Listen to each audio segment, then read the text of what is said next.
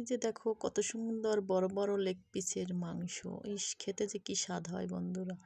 তো বন্ধুরা, আসসালামু আলাইকুম, কেমন আছো তোমরা? আমি ভালো আছি আলহামদুলিল্লাহ। তোমরা কেমন আছো? আশা করি ভালোই আছো।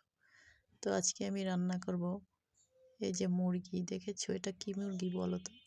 আমি তো বলি খাসি মুরগি, তোমরা কে কি নামে বলো একটু জানিও। তো এই মুরগিটা খেতে কিন্তু দারুণ হয়। এটার চামড়া বলো আর লেগ পিস বলো, গলা ঘাড় যা বলো, প্রতিটা অঙ্গ প্রত্যঙ্গ খেতেই দারুণ হয়। এক একটা পিস কি, তাই আমি আজকে রান্না করব শুধু একটা লেগ পিস, অন্য আর কিছুই না। তো আমার হাজব্যান্ড এসেছে, তো ওর জন্য এটা রান্না করব। এটা আমাদের বরিশালে অবশ্য নেই, তো এটা আমি ঢাকা থেকে আমার বোন পাঠিয়েছে দুইটে। তো আমি এটা কেটে কুটে নিচ্ছি, সুন্দর করে রান্না করব। তো আমরা এটা রান্না করার আগে তো তোমাদের সাথে কিছু কথা শেয়ার করি। অবশ্য এটা গল্প না। আমরা এদিনে ঘুরতে গিয়েছিলাম আমার হাজব্যান্ডের সাথে শিশু পার্কে। তো তখন গিয়ে জানো একটা কাহিনী হয়েছে, ওটা দেখে আমার খুবই খারাপ লেগেছে। আর আমরা ঘুরি, তারপরে এক ভাবি দুইটা টিকিট কেটেছে, বুঝেছ? তো দুইটা টিকিট কিনে এনেছে ঘোরার জন্য, ঘোড়ায় চড়বে, বাচ্চাদের নিয়ে ঘুরবে। তো একটা টিকিট সে হারিয়ে ফেলেছে। তারপরে তার হাজব্যান্ড এমন বকা দিল রে ভাই, কী যে অবস্থা, আমার এত খারাপ লেগেছে। তো আসলেই আমরা কিছু কিছু মেয়েরা এত অসহায়, যেটা বলা খুবই কষ্টের, কাউকে বোঝানো যায় না। কিন্তু ওই ভাবিকে দেখে আমার খুব কষ্ট লেগেছে ভাই। তাই তোমাদের সাথে শেয়ার করলাম যে আমাদের যাদের পরিবারের হাজব্যান্ড ভালো, তারা আল্লাহর দরবারে লাখ লাখ শুক্রিয়া যে আমরা এরকমের একটা ভালো সংসার, ভালো স্বামী পেয়েছি। তো অনেকের অনেক কষ্ট ভাই, আমার খুবই খারাপ লেগেছে, তাই আমি তোমাদের সাথে কথাটা শেয়ার করলাম। কিন্তু ওই ভাবি বুঝাতে পারতেছে না যে কি সে তার কষ্টটা। আসলে একটা সাধারণ একটু 20 টাকা 50 টাকা দামের টিকিট হারিয়ে ফেলেছে, সেই জন্য সে অত মানুষের ভিতর কি ব্যবহারটা যে করলো ভাই।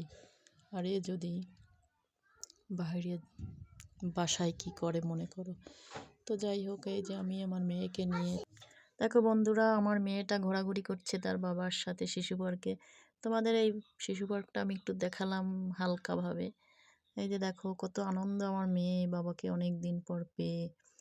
বাবাকে তো সব সময় কাছে পায় না ভাই। তোমাদের ছেলে মেয়ে সবাই যারা সংসারে নিয়ে থাকো, তারাই অবশ্য অনেক সুখ দুঃখে কাছে থাকো, এটাই শান্তি। তো আমি তো দূরে থাকি ভাই আমার হাজব্যান্ডের কাছ থেকে, যখন আসে তখন একটু সময় তার সাথে কাটাই। তো আমার মেয়ে প্রচুর খুশি, সেটা তো তোমরা দেখলে, আমি হালকা একটু দেখালাম তোমাদের। তো এটা ধরে রাখার জন্যই দেখালাম, কেমন কিছু মনে করো না। তো আমার এই রান্নাটা দেখো, এই যে আমি রান্না করছি।